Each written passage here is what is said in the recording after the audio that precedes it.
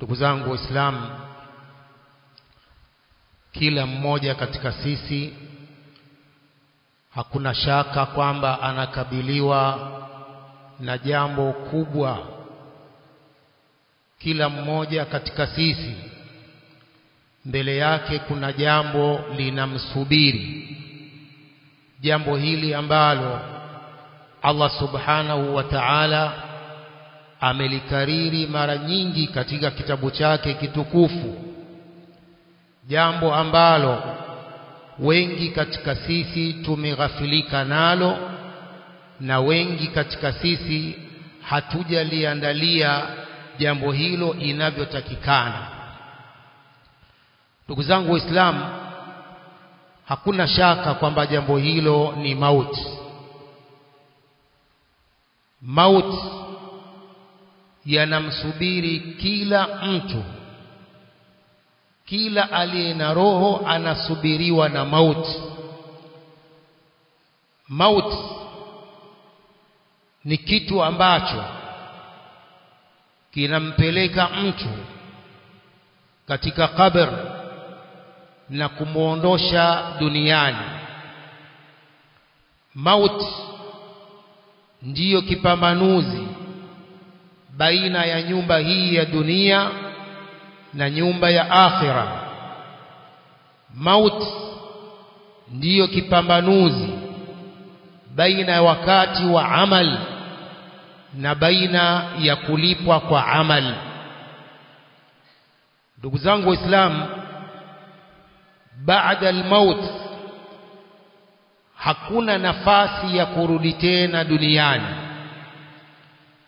Na kwa upande wa hasanati, kwa upande wa thawabu, hakuna nafasi ya mtu kujizidishia thawabu.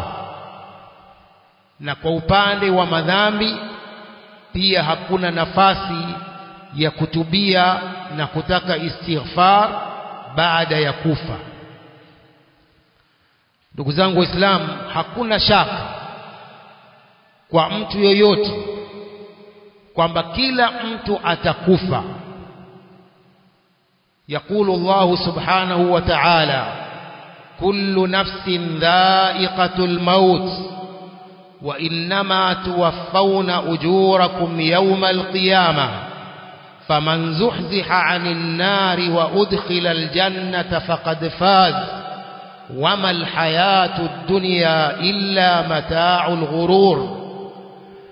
ويقول الله سبحانه وتعالى قل إن الموت الذي تفرون منه فإنه ملاقيكم ثم تردون إلى عالم الغيب والشهادة فينبئكم بما كنتم تعملون.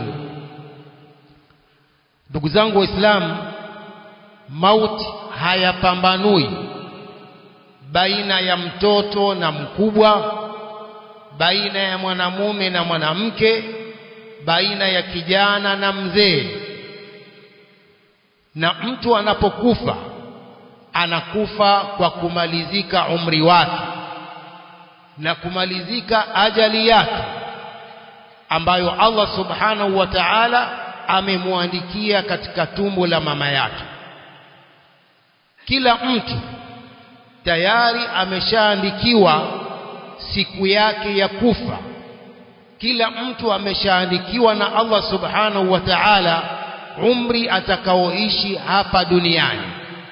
Kwa hiyo kila anayekufa, iwe ameuawa au ameteketea na moto au ameghariki baharini au mata hatfa anfi, huyu ni kwamba amekufa kwa ajali yake na umri wake uliowekwa na Allah subhanahu wa ta'ala.